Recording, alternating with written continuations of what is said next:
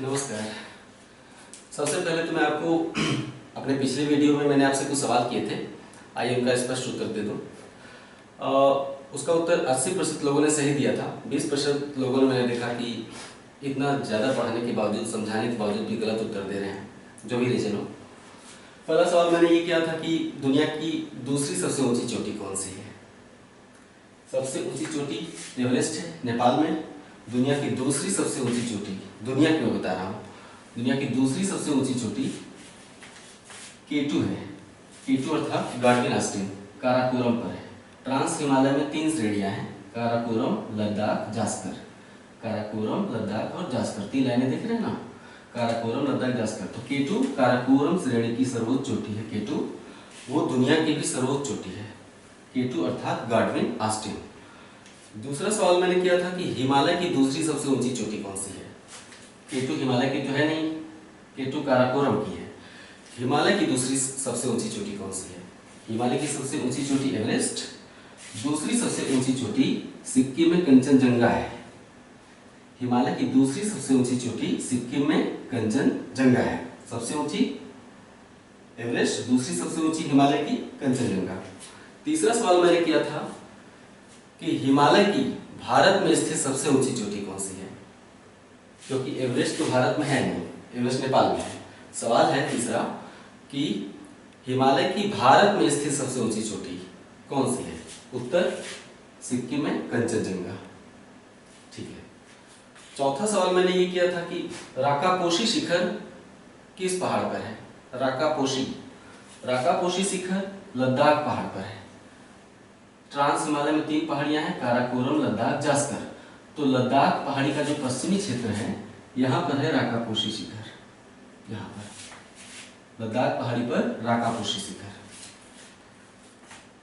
पांचवा सवाल मैंने किया था भारत में एंथ्रेसाइट कोयला कहाँ पाया जाता है। सवाल था भारत में एंथ्रेसाइट कोयला कहाँ पाया जाता है। तो सबसे पहले तो आप ये जान लीजिए कि भारत में 98% कोयला जो पाया जाता है वो बिटुमिनस प्रकार का कोयला होता है। बिटुमिनस द्वितीय कोटि का कोयला होता है। सर्वोत्तम कोटि का कोयला एंथ्रेसाइट होता है, जो भारत में नहीं पाया जाता है। बहुत अल्प मात्रा में भारत में एंथ्रेसाइट पाया जाता है। भारत में एंथ्रेसाइट कारगिल में पाया जाता है। कारगिल कहाँ पर है। जास्कर पहाड़ी आप देख रहे हैं, लद्दाख के दक्षिण में जास्कर पहाड़ी, जास्कर पहाड़ी पर यहाँ पर है कारगिल। जास्कर पहाड़ी पर कारगिल है। तो भारत में एंथ्रेसाइट कोयले का भंडार बहुत ही थोड़ी बहुत मात्रा में कारगिल में पाया जाता है, जास्कर पहाड़ी पर। छठा सवाल मैंने किया था कि भारत में सोना किन चट्टानों में पाया जाता है। भारत में सोना भी बहुत कम पाया जाता है। थोड़ा बहुत सोना भारत में धारवाड़ चट्टानों में पाया जाता है। धारवाड़ चट्टानों का प्रमुख क्षेत्र कर्नाटक में है। मैं भारत के चट्टान जिस वीडियो में पढ़ाया हूँ उसमें आप जाके देख सकते हैं कि कौन सा धात्विक खनिज या अधात्विक खनिज किन चट्टानों में पाया जाता है। वहाँ पर मैंने बाकायदे पढ़ाया हुआ है भारत की भूगर्भिक चट्टानों में। तो सोना धारवाड़ चट्टान में पाया जाता है। धारवाड़ चट्टानों का सबसे बड़ा प्रमुख हिस्सा कहाँ है, कर्नाटक में है। कर्नाटक में धारवाड़ चट्टान में सोने के 2 प्रमुख क्षेत्र हैं, एक कोलार और दूसरा हट्टी। ठीक है, हम ये भी यहाँ पे बता दें, आप पीछे भी जाके देख सकते हैं चट्टान वाले वीडियो में, कि सभी धात्विक खनिज जो हैं भारत के, सभी अधिकतर धात्विक खनिज धारवाड़ चट्टानों में ही पाए जाते हैं। चाहे सोना हो, चाहे लोहा हो, चाहे मैग्नीज हो, चाहे क्रोमियम हो, तांबा हो, जस्ता हो, सब धारवाड़ चट्टान में ही पाया जाता है धात्विक खनिज। ठीक है। अब आज हम जो आपको पढ़ाने वाले हैं उसके अंतर्गत हम आपको हिमालय का नदियों के आधार पर विभाजन पढ़ाएंगे। इसकी आमतौर पर लोग अवहेलना कर देते हैं, लेकिन आमतौर पर हिमालय से सवाल यहाँ से बन जाते हैं। नदियों के आधार पर हिमालय का एक सिडनी बुरार्ड नाम के वैज्ञानिक थे, भूगर्भ शास्त्री सिडनी बुरार्ड। सिडनी बुरार्ड। तो इस अध्याय में हम आपको सिडनी बुरार्ड ने हिमालय के नदियों के आधार पर विभाजन किया है। तो आज हम आपको हिमालय का नदियों के आधार पर विभाजन पढ़ाएंगे। इसके अलावा पूर्वोत्तर भारत में ढेर सारी पहाड़ियां हैं। अक्सर इनसे परीक्षा में प्रश्न बन जाते हैं कि फला पहाड़ी कौन से राज्य में है। तो नदियों के आधार पर हिमालय का विभाजन इस वीडियो में होगा और साथ ही पूर्वोत्तर भारत की पहाड़ियां होंगी। चूंकि ये छोटी हुई थी तो एक वीडियो में इनको मैंने संयोजित कर दिया है। आइए देख लीजिए, इसके बाद हिमालय आपका खत्म हो जाएगा। ठीक है, सिडनी बुराड़ नामक भूगर्भ शास्त्री ने नदियों के आधार पर हिमालय का विभाजन किया। कैसे? ये सिंधु नदी देख रहे हैं, मानसरोवर से निकली हुई, मानसरोवर के आसपास से सिंधु नदी निकलती है और राकसताल से, वही मानसरोवर के पास ही है राकसताल, वहां से सतलुज नदी निकलती है। सिंधु और सतलुज के बीच जो हिमालय का हिस्सा आप देख रहे हैं ना, जितना भी हिमालय दिखाई दे रहा है यहां से लेके यहां तक, उसे हम कश्मीर या पंजाब हिमालय कहते हैं। ठीक है, नोट करते चलिए। सतलुज से लेकर, ये काली नदी है, उत्तराखंड और नेपाल की सीमा देख रहे हैं ना, उत्तराखंड और नेपाल की सीमा, वहां पर काली नदी बहती है। घाघरा की सहायक नदी है, काली नदी घाघरा की सहायक है। तो सतलुज और काली नदी के बीच का जो हिमालय का हिस्सा है उसे हम कुमाऊं हिमालय कहते हैं। ठीक है, गढ़वाल और कुमाऊं हिमालय के दो प्रमुख मंडल है, तो इसे हम कुमाऊं हिमालय कहते हैं। कहां से कहां तक? सतलुज नदी से लेकर काली नदी तक। ओके, काली नदी से लेकर सिक्किम में एक नदी निकलती है, तिस्ता नदी, यहाँ लिखा हुआ है तिस्ता। तिस्ता आकर ब्रह्मपुत्र नदी, ये तिब्बत में यहाँ से निकलती है ब्रह्मपुत्र नदी, और अरुणाचल प्रदेश होते हुए असम में चली आती है। तो तिस्ता नदी ब्रह्मपुत्र की सहायक नदी है। तो काली नदी से लेकर तिस्ता नदी तक जो हिमालय है उसे हम क्या कहते हैं? नेपाल हिमालय, क्योंकि इसका सारा का सारा हिस्सा लगभग नेपाल में है, थोड़ा बहुत सिक्किम में भी आ जाता है। तो काली से लेकर तिस्ता नदी तक नेपाल हिमालय। उसके बाद तिस्ता किसकी सहायक नदी है? ब्रह्मपुत्र की। तिस्ता नदी से लेकर दिहंग नदी तक, अरुणाचल में ब्रह्मपुत्र नदी को दिहंग कहते हैं, तिब्बत में सांगपो, अरुणाचल में दिहंग, और उसके बाद ब्रह्मपुत्र नदी सम्मिलित रूप से। तो तिस्ता नदी से लेकर दिहंग नदी तक का जो क्षेत्र है हिमालय का, उसे हम कहते हैं असम हिमालय। ठीक है, पंजाब या कश्मीर हिमालय, कुमाऊं हिमालय, नेपाल हिमालय, असम हिमालय। प्रश्न ऐसे बनते हैं कि नेपाल हिमालय किन दो नदियों के बीच है? तो अगर आपको पता नहीं है तो दो नदियों को चुनने में दिक्कत हो जाएगी। ऑप्शन में दो दो नदियां रहेंगी, किसी एक विकल्प में रहेगा काली और तिस्ता, तो आपको काली और तिस्ता चुन लेना होगा। कश्मीर हिमालय किन दो नदियों के बीच है? सिंधु और सतलुज। कुमाऊं हिमालय किन दो नदियों के बीच से सवाल बनेगा? आप वो विकल्प चुनेंगे जिसमें सतलुज और काली लिखा हो, है ना। तो चार भागों में हिमालय का विभाजन नदियों के आधार पर किया गया है। इन चारों हिमालय के जो भाग हैं, हिमालय के चार भाग, इनकी छोटी छोटी विशेषताएं हैं कुछ, जहां से प्रश्न पूछे जाते हैं, कुछ तथ्य बन जाते हैं। आइए देख लेते हैं। कश्मीर हिमालय में वैष्णो देवी का मंदिर है। वैष्णो देवी का मंदिर किस हिमालय में आता है? कश्मीर हिमालय में। इसके अलावा अमरनाथ गुफा कश्मीर हिमालय में। चरार ए शरीफ मुस्लिमों का तीर्थ है। हिंदुओं के दो तीर्थ, वैष्णो देवी का मंदिर, अमरनाथ गुफा, और मुस्लिमों का एक तीर्थ चरार ए शरीफ, ये तीनों हैं कश्मीर हिमालय में। ये है जम्मू, कश्मीर के अंतर्गत जम्मू जिला है। जम्मू के उत्तर में यहाँ पे कटरा है। कटरा में ही वैष्णो देवी माँ का मंदिर है। जब आप ट्रेन पकड़ के जाते हैं बनारस से या इलाहाबाद से या दिल्ली से, तो आपकी ट्रेन कहाँ उतारती है? आपको जम्मू। हालांकि अब रेलवे लाइन उधमपुर तक चली गई है, प्रधानमंत्री ने उसका उद्घाटन भी किया था, लेकिन आमतौर पे आप जाते हैं जम्मू, ट्रेन से उतरते हैं। जम्मू से आप बाई बस जाते हैं कटरा, लगभग 25 या 30 किलोमीटर पड़ता है, 30 या 35 किलोमीटर। जम्मू से कटरा जाते हैं। कटरा में आप होटल में निवास करते हैं और वहां से फ्रेश होकर कटरा से ही आप पहाड़ की चढ़ाई शुरू करते हैं। लगभग 12 या 15 किलोमीटर वैष्णो देवी माँ का की पहाड़ियों का चढ़ाई करना पड़ता है। तो कश्मीर हिमालय में है वैष्णो देवी माँ का मंदिर, अमरनाथ गुफा, चरार ए शरीफ। अब आते हैं कुमाऊं हिमालय पर। कुमाऊं हिमालय में प्रमुख चोटियां। कुमाऊं हिमालय मुख्य रूप से उत्तराखंड में, पहले आप ये जान लीजिए, सतलुज से लेकर काली। कुमाऊं हिमालय प्रमुख रूप से उत्तराखंड में है। कुमाऊं हिमालय में हिमालय की कुछ प्रमुख चोटियां हैं। आप हिमालय की जिसमें मैंने चोटियां पढ़ाया है, वृहद हिमालय जिसमें पढ़ाया है, उसमें चोटियों के बारे में अध्ययन कर सकते हैं। कुमाऊं हिमालय में जो चोटियां हैं हिमालय की, उनका नाम है नंदा देवी, कामेट चोटी, त्रिशूल चोटी, बद्रीनाथ, केदारनाथ और बंदरपोच चोटी। 6 चोटियां मैंने बताई। नंदा देवी, कामेत, त्रिशूल, बंदरपुच, बद्रीनाथ और केदारनाथ। ये सारी चोटियां हैं गढ़वाल हिमालय के अंतर्गत, सॉरी कुमाऊं हिमालय के अंतर्गत। ठीक है, इसके अलावा फूलों की घाटी उत्तराखंड में, वो भी कुमाऊं हिमालय के अंतर्गत आता है, फूलों की घाटी। इसके अलावा दून और द्वार घाटियां भी उत्तराखंड में कुमाऊं हिमालय के अंतर्गत ही आते हैं, दून और द्वार घाटियां। ठीक है, काली नदी से लेकर तीस्ता नदी तक नेपाल हिमालय। हिमालय की सभी ऊंची चोटियां जो वृहद हिमालय पर स्थित हैं, हिमालय की सभी ऊंची चोटियां नेपाल हिमालय के अंतर्गत आती हैं। जैसे पश्चिम से पूरब की ओर, इधर पूरब होता है, इधर पश्चिम, तो पश्चिम से पूरब की ओर धौलागिरी, अन्नपूर्णा, एवरेस्ट, मकालू, कंचनजंगा। पश्चिम से पूर्व की ओर नेपाल हिमालय की जो हिमालय की सबसे ऊंची चोटियां नेपाल हिमालय के अंतर्गत आती हैं। जैसे पश्चिम से पूर्व की ओर धौलागिरी, अन्नपूर्णा, एवरेस्ट, मकालू, कंचनजंगा।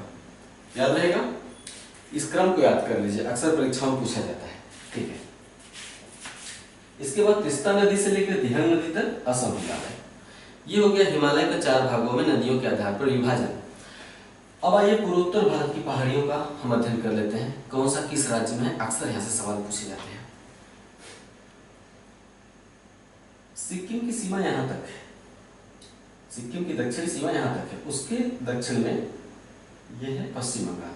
पश्चिम बंगाल यहाँ से स्टार्ट होता है और सिक्किम से टच करता है।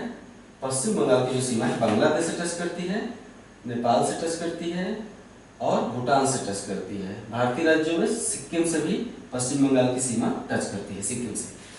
तो बिल्कुल जो पश्चिम बंगाल की उत्तरी सीमा जो सिक्किम के पास है, वहां पर पश्चिम बंगाल में एक पहाड़ी है, नाम है टाइगर हिल। टाइगर हिल किस राज्य में है? पश्चिम बंगाल राज्य में है। ओके, अरुणाचल प्रदेश में ये जो चीन और भारत की सीमा है, भूटान, नेपाल, सिक्किम, भूटान, भूटान के पूर्व में जो पूर्वोत्तर भारत है वो अरुणाचल प्रदेश के अंतर्गत आता है। अरुणाचल प्रदेश में 4 प्रमुख पहाड़ियां हैं जिनका नाम स्थानीय जनजातियों के नाम पर रखा गया है। डफला, मिरी, अबोर, मिशमी। डफला, मिरी, अबोर, मिशमी, ये चारों पहाड़ियां अरुणाचल प्रदेश की हैं। स्थानीय जनजातियों का नाम भी यही है। डफला किस प्रदेश की जनजाति है? अरुणाचल प्रदेश की। मिशमी जनजाति कहाँ रहती है? अरुणाचल प्रदेश में। ठीक है, तो ये स्थानीय जनजातियों के नाम पर पहाड़ों के नाम रख दिए गए हैं। डफला, मिरी, अबोर, मिशमी जो 4 पहाड़ियां हैं वो शिवालिक श्रेणी का ही अरुणाचल प्रदेश में विखंडित रूप में विस्तार है। मैंने बताया था कि लाल रेखा बृहद हिमालय, हरी रेखा, आप हिमालय चैप्टर जो है मुख्य भाग बृहद हिमालय वाले वीडियो में जाकर इसे पढ़ सकते हैं। तो बृहद हिमालय, हरे रंग की रेखा लघु हिमालय और नीले रंग की रेखा शिवालिक। तो हिमालय पूर्व में बहुत सकरा हो गया है, इसके चलते शिवालिक विलुप्त हो जाता है, सट गया है बिल्कुल लघु हिमालय से। लेकिन शिवालिक की कुछ बिखरी हुई पहाड़ियां अरुणाचल प्रदेश में दिखाई देती हैं। तो यही 4 पहाड़ियां हैं, डफला, मिरी, अबोर, मिशमी। कहाँ है? अरुणाचल प्रदेश में। इसके बाद पटकोई बूम पहाड़ी अरुणाचल प्रदेश में हिमालय का ही भाग है। हिमालय पूर्वी क्षेत्र में आकर दक्षिण की ओर मुड़ जाता है। हिमालय पूर्वोत्तर भारत में दक्षिण की ओर मुड़ जाता है। तो ये जो भारत म्यांमार, ये भारत और उसके पूर्व म्यांमार, भारत म्यांमार सीमा पर जो पहाड़ियां हैं वो हिमालय की ही भाग हैं। हिमालय ही दक्षिण में मुड़कर चला आया है यहाँ तक। तो उसके जो विखंडित रूप में पहाड़ियों का हम अलग अलग नाम रख दिए हैं। जैसे पटकोई बूम अरुणाचल प्रदेश में, नगा पहाड़ियां नागालैंड में, लैमाटोल पहाड़ियां मणिपुर में, मिजो पहाड़ियां मिजोरम में। फिर से देख लीजिए, मिजोरम में मिजो, मणिपुर में लैमाटोल, नागालैंड में नगा पहाड़ी और अरुणाचल प्रदेश में पटकाई बूम। ठीक है, ये हिमालय के ही भाग हैं, ये चारों पहाड़ियां जो मैंने अभी आपको बताया। इसके अलावा यहाँ पर है लैमाटोल के पश्चिम में एक पहाड़ी दिखाई दे रही है, बराइल, लंबी सी है, असम में है। असम पश्चिम बंगाल की जो सीमा देख रहे हैं ना, पूर्वी सीमा, असम यहाँ से स्टार्ट होता है और घूम के यहाँ तक चला आता है। ये बांग्लादेश असम यहाँ से स्टार्ट होता है और यहाँ पे है आपका मेघालय, ये है आपका मेघालय। तो मेघालय के उत्तर में यहाँ से असम स्टार्ट होता है और चला आता है यहाँ तक। ये है आपका असम, यहाँ से लेके यहाँ तक। तो बराइल रेंज जो है, बराइल श्रेणी या बराइल पहाड़ी असम में आ जाती है, हिमालय का ही भाग है बराइल पहाड़ी। ओके, अब इसके अलावा मेघालय में 3 पहाड़ियां हैं, तीनों का नाम है गारो, खासी, जयंतिया। पश्चिम से पूर्व की ओर गारो, उसके पूर्व में खासी, उसके पूर्व में जयंतिया। ये स्थानीय जनजातियों का भी नाम है। खासी जनजाति कहाँ रहती है? मेघालय में। जयंतिया जनजाति कहाँ रहती है? मेघालय में। तो इन तीनों पहाड़ियों का नाम स्थानीय जनजातियों के नाम पर रखा गया है, गारो, खासी, जयंतिया। खासी पहाड़ी बीच में है। खासी पहाड़ी पर ही मेघालय की राजधानी शिलांग है और चेरापूंजी। चेरापूंजी के बारे में तो आप बचपन से ही सुनते आ रहे हैं, हालांकि इसका उल्लेख मैं जलवायु वाले चैप्टर में करूंगा। तो खासी पहाड़ी पर ही मेघालय की राजधानी शिलांग है और चेरापूंजी है। याद रखिएगा, सब कुछ महत्वपूर्ण जो बता रहा हूँ ढूंढ ढूंढ कर लाया हूँ। खासी पहाड़ी पर है शिलांग और चेरापूंजी। ये जो 3 पहाड़ियों का क्षेत्र है मेघालय में, पूरा का पूरा, पहले मेघालय तो पठारी है, मेघालय में मैदान नहीं है। पूरा का पूरा मेघालय चट्टानों का उठा हुआ क्षेत्र है, ऊपर से समतल। पूरा का पूरा मेघालय पठारी है। इस पूरे पठार को हम सम्मिलित रूप से क्या कहते हैं? मेघालय पठार या शिलांग पठार। ठीक है, इन तीनों पहाड़ियों के सम्मिलित क्षेत्र को हम क्या कहते हैं? शिलांग पठार। शिलांग पठार में कितनी पहाड़ियां हैं? 3, गारो, खासी, जयंतिया पहाड़ियां। ठीक है, शिलांग पठार की विशेषता ये है, यहाँ मुख्य जानने वाली बात यह है कि शिलांग पठार हिमालय का हिस्सा नहीं है। पटकोईबुम, नगा, लेमाटोल, मिजो, बराइल श्रेणी, ये 5 हिमालय के हिस्से हैं, जबकि शिलांग पठार हिमालय का हिस्सा नहीं है। क्यों? क्योंकि इसकी जो चट्टानें हैं वो हिमालय के चट्टानों से मेल नहीं खाती। शिलांग पठार की जो चट्टानें हैं प्रायद्वीपीय भारत की जो चट्टानें हैं उससे मेल खाती हैं। भाई पूरा का पूरा प्रायद्वीपीय भारत जो नीचे है वो पठारी है, तो प्रायद्वीपीय पठार का यहाँ जो सिरा है उसे हम क्या कहते हैं? छोटा नागपुर पठार।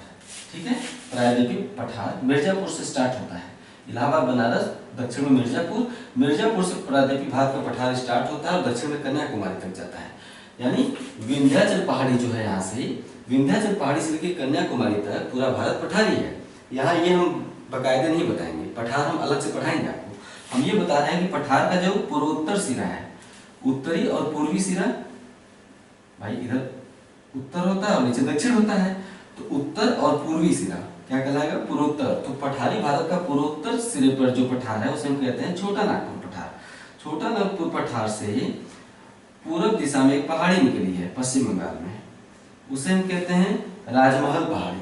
कौन सी है? पश्चिम बंगाल में राजमहल पहाड़ी। राजमहल पहाड़ी ही बहुत प्राचीन काल में विस्तृत थी, मेघालय तक आ गई थी, यहाँ तक। ठीक है, शिलांग पठार, छोटा नागपुर पठार के पूर्व में राजमहल पहाड़ी और राजमहल पहाड़ी का ही पूर्वी विस्तार था शिलांग पठार। ठीक है, लेकिन बीच वाले हिस्से में गैप आ गया है। यहाँ ब्रह्मपुत्र नदी बहती है और यहाँ गंगा नदी बहती है। गंगा और ब्रह्मपुत्र नदियों ने मिलकर बांग्लादेश में प्रायद्वीपीय पठार का जो पूर्वोत्तर सिरा निकला हुआ था, तो गंगा और ब्रह्मपुत्र नदियों ने मिलकर उसे काट दिया और बीच वाले भूभाग को मिट्टी से भर दिया। मिट्टी से भर दिया तो कौन सा देश यहाँ पे है? बांग्लादेश है। बांग्लादेश पूरा का पूरा मैदानी क्षेत्र है। बांग्लादेश में कोई भी पहाड़ नहीं है। बांग्लादेश को नदियों का देश कहते हैं। बांग्लादेश को नदियों का देश कहते हैं, पाकिस्तान को नहरों का देश कहते हैं। दूसरे टॉपिक में चला गया, यहाँ पे आइए। तो गंगा और ब्रह्मपुत्र नदियों ने मिलकर बांग्लादेश वाले क्षेत्र में जो प्रायद्वीपीय पठार का हिस्सा था पूरब की ओर निकला हुआ, इसे काट कर पाट दिया। इस गैप को हम राजमहल पहाड़ी और ये गारो पहाड़ी, दोनों के नाम पर हम कहते हैं राजमहल गारो गैप। बीच में जो गैप आ गया है इसे हम कहते हैं राजमहल गारो गैप, क्योंकि पश्चिम में राजमहल पहाड़ी और पूर्व में गारो पहाड़ी। दोनों प्रायद्वीपीय भारत के पठार का ही हिस्सा है, राजमहल और गारो, लेकिन बीच वाले हिस्से को काट दिया गया है तो गैप बन गया है। इसे हम कहते हैं राजमहल गारो गैप, या इसे मालदा गैप भी कहते हैं। कौन सा? मालदा गैप। छोड़िए, हम प्रायद्वीपीय भारत के पठार में आपको समझा कर इसे पढ़ाएंगे बाकायदे मैप से। हमें आप चूंकि आप सुने होंगे, ये बात पढ़ चुके होंगे कि ये कैसे प्रायद्वीपीय भारत के पठार का हिस्सा हो जाता है, समझने वाली बात है। इसलिए मैंने थोड़ा सा आपको समझा दिया कि प्रायद्वीपीय भारत का पठार ही इधर निकला हुआ था, बीच वाले हिस्से को गंगा ब्रह्मपुत्र नदियों ने मिलकर काट दिया है, या जो भी रीजन हुआ हो, अवतलित हो गया हो भूकंपीय गतिविधियों में नीचे की ओर। ठीक है, तो शिलांग पठार, गारो, खासी, जयंतिया पहाड़ियां प्रायद्वीपीय पठार का हिस्सा है, प्रायद्वीपीय भाग के पठार का। शिलांग पठार के उत्तर में, उत्तर और पूर्व में, इधर उत्तर पूर्व होता है, तो शिलांग पठार के उत्तर पूर्व में दो छोटी छोटी पहाड़ियां दिखाई देती हैं असम में। नाम है मिकिर और रेंगमा। मिकिर पहाड़ी और रेंगमा पहाड़ी किस राज्य में है? असम में। तो जैसे आपने राज्यों और पहाड़ियों का लिस्ट बनाया वैसे ही लिस्ट बना लीजिएगा। तो उस लिस्ट में लिख दीजिएगा रेंगमा और मिकिर असम में। रेंगमा और मिकिर भी हिमालय का भाग नहीं है। पूछता है ये कि रेंगमा और मिकिर पहाड़ियां किसका भाग है, या कथन कारण में आ सकता है। तो रेंगमा और मिकिर पहाड़ियां जो असम में हैं, शिलांग पठार का ही हिस्सा है। दूसरे अर्थों में प्रायद्वीपीय भारत के पठार का हिस्सा है। रेंगमा और मिकिर पहाड़ियां शिलांग पठार, और दूसरे अर्थों में प्रायद्वीपीय भारत के पठार का हिस्सा है। ये हो गया हिमालय के 4 भागों में नदियों के आधार पर विभाजन और पूर्वोत्तर भारत की पहाड़ियां, जो कि हमेशा एग्जाम में पूछी जाती हैं। इसे अच्छे से नोट्स बना के लिखते चलिए। इसके बाद अगला वीडियो होगा भारत के सभी प्रमुख दर्रों से हमेशा सवाल बनते हैं, उसे मिस मत करिएगा। तो इंतजार करिए, जल्दी अपलोड हो रहा है भारत के प्रमुख दर्रे। नमस्कार।